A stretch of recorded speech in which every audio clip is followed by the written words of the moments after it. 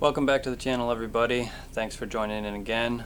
This is video part 3 for our Easton Axis build, where we're going to be covering fletching, how I go about fletching, what options I'm going to use, and how they're going to turn out actually shooting out in the field. So thank you for everybody who's stayed tuned so far for this third video.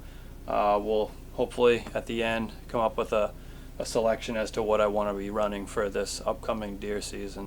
Okay guys, so we got 3 options for vanes that I'll be trying out for this test. I'll bring you in closer, that way we can take a look at each one of them.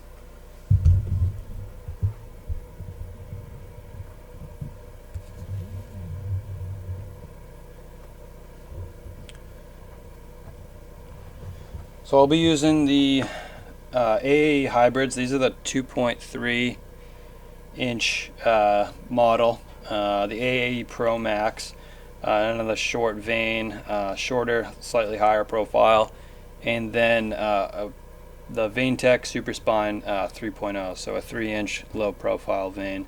I've always been a fan for the last at least 3-4 years of a 4-fletch, so I'll be shooting that and seeing how that works. The other thing I wanted to talk about is just the fletching jig itself. This is just a cheapo. This is a Grayling, and I have a right helical clamp for it, and I have a straight clamp for it. So we'll talk more about helical and clamps and offsets coming up in the video when we actually go through the process of getting some vanes on these arrows. The glue I like to use is this Bob Smith Industries, the Max Cure. It's a cyanocryl glue, and it works pretty well. I haven't had any real issues. One thing I would like to mention is that with the AAE vanes across the board, you tend to see some vanes pull up if you don't use, their system and their process of fletching. So they're real sensitive to arrow prep. I don't really do that with them, so we'll just do a test and see how well they hold on for this, and just see if I like them in general. And if I do tend to side with those vanes over the others, then I'll probably go through and get their glue and do their full process for the whole lot of arrows. But for now, we'll just do a 4-fletch of each of these vanes on each of these arrows. So we'll stick with 3 arrows, 1 set for each, and then we'll go on from there, shoot those, and see what we can find out, see which ones we like. This is the Grayling fletching jig. We're looking at here is our magnetic plate that the clamp attaches to. This knob and this knob are both knobs that set the degree of offset that we have for the clamp. So on that, there are some dotted lines on here where you can set each part to whatever line being the degrees. So typically I like to run my setups at 2 degrees generally, offset on a right offset. So when we're looking at clamps, I have 2 examples of clamps here. One being a right helical clamp, one being a straight clamp. The differences on these, a helical has a twist into it. I don't know if you can see that, but that twist was originally designed for feathers that have a natural twist to them. A straight clamp is great for just straight vanes. You really don't need to put any twist into a vane. So either clamp, it's not really going to make too much of a difference. I prefer to use a straight clamp, as it clamps onto the vane much easier, and I can get my offset with my bracket here. And that's what we're really looking for. When you see vanes twisting on an arrow shaft, it's that degree of offset that's really making that arrow wrap around the arrow shaft. More degrees of offset is going to give you a more aggressive twist in your vane. You can go too far with that, and you could have some negative effects. So I like to stick around 2 degrees. I find that's a pretty good ratio. Okay, so another tip, just as we're getting started here, guys, you want to always get your fletching set in one particular spot. Plan to keep the back of that fletch at the same hash mark, just so they're even across the board. And what you want to do is you want to get this test fit on here, just feel how it fits. Make sure that you're getting adequate contact on the back and the front of the arrow. That way you're not going to have anything that pulls up. You want to have perfect glue contact, and you don't want the vein peeling off one side or the other because you didn't test fit it. So we'll go forward, get some glue on here. Okay, now that this has been test fit, seems pretty proper, and it looks like I got a good fit on there. I'll go through and get some glue on here, if you can tell. But as far as tips on this, it really just takes a lot of practice. You don't need a lot of glue, so what I like to do is just drop a handful of dots of glue, small enough so they all fit inside the base, just all the way down, and then I'll kind of drag them around so they all kind of connect. It's the best way that I've found so far. Just spreads it out as even as possible, and keeps your amount of glue, not too much and not too little, so you get the whole base covered, and you have plenty on there. So sometimes you'll notice you get a little excess. Just wipe that off, no big deal. And then we'll get that pressed on, and with this glue I like to hold for about 10-15 seconds, just keeping adequate pressure, and keeps it on there good. So we'll get the 4 of these on. I'll move on to the AAE Pro Max, and then the Vanetec last. Like I said again, we're doing the same settings for all 3, and then we'll test all 3 outside, see how they shoot. Alright guys, first arrow's done. The AAE Hybrids 2.3s. Came out nice. One tip I wanted to mention, if you plan on keeping a set of vanes, I'm just doing these as a test. I've always found it really beneficial to put a drop of glue at the front and the back of the vane, just to keep adhering the vane onto the arrow a little bit longer.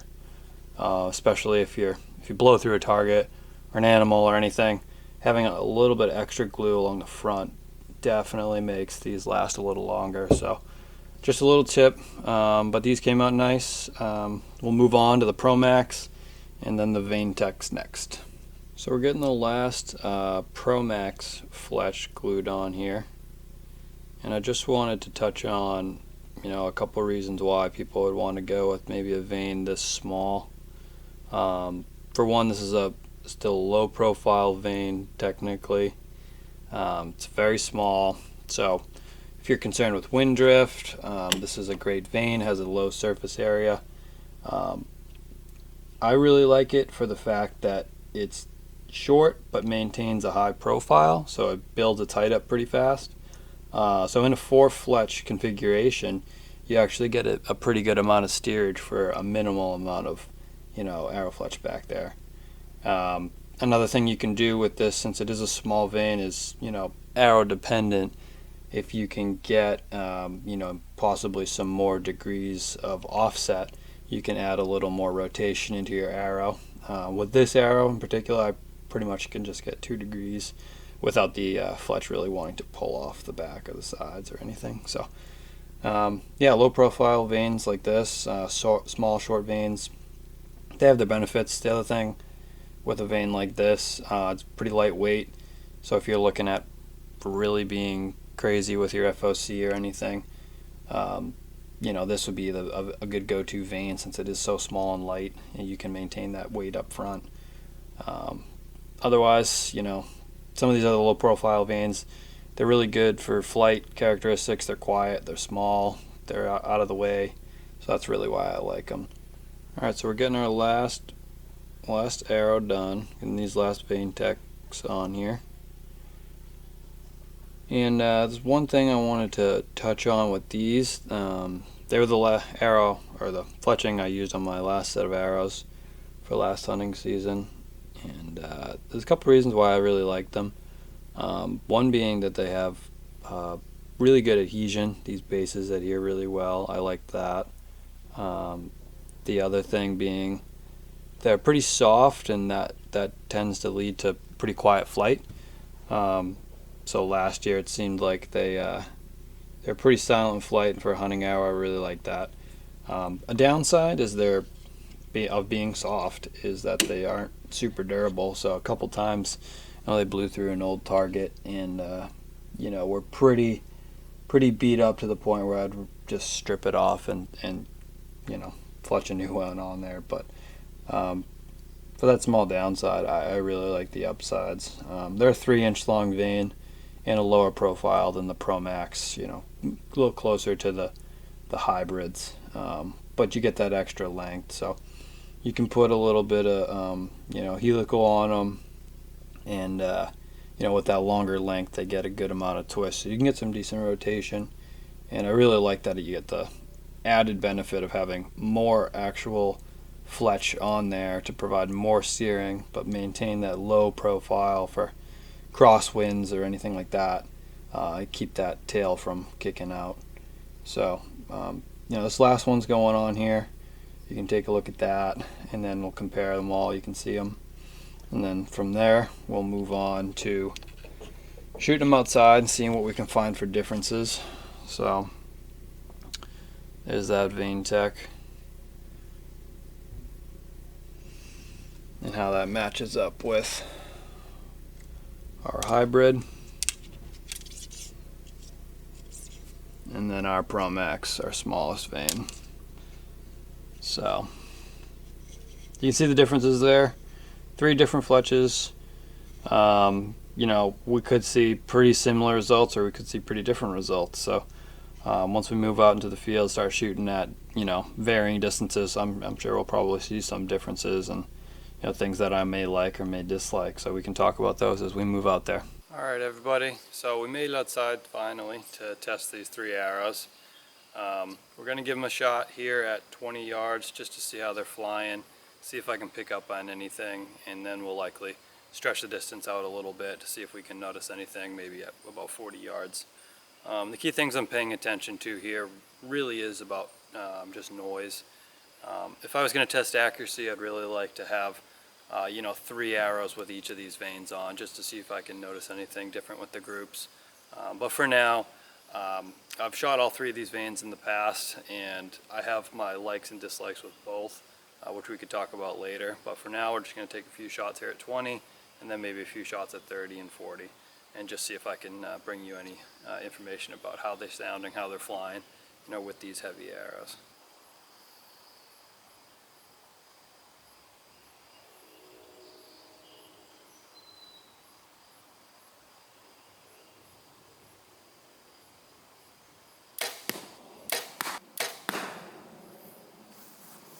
Alright, so 20 yards, taking a few shots. Not much to speak of there. You can't really pick up any differences between the 3. They all seem like they're flying really good, not kicking one way or the other. So no clearance issues, and nothing funky going on coming out of the bow. So they all seem like they're shooting pretty good there. I think I'm going to stretch it back to about 30 or 40 yards now, and just see if I can really pay attention to how that arrow's sounding in flight. If I can pick up on any hissing. I've noticed in the past I have had louder sound with the Pro Maxes, just because they are slightly higher profile. But before I was shooting a 480 grain arrow, these are 640 grains, so I want to see if that's still happening with these, and how it compares to these other lower profile, longer veins. See if we can find a difference there. One thing I do want to note,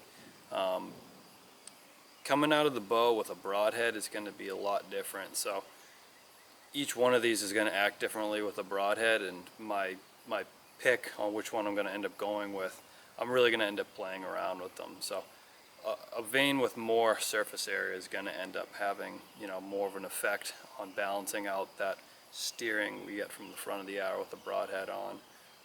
The smaller the vein is, the less effect it's going to have, and the less control it's going to have. And now, speaking about sound, a quieter vein might be great, but if you have a loud, noisy broadhead on the front, what's going to be the point? So there's a lot of fine-tuning and balancing going on here between what vein selection you go with and how does it match up with your broadheads. So I just want to see how these 3 veins perform on their own, and of course I'm probably going to lean towards the quieter vein. So let's take some shots here at 40 yards, see how they do, and see if I can, bring any of that to you guys.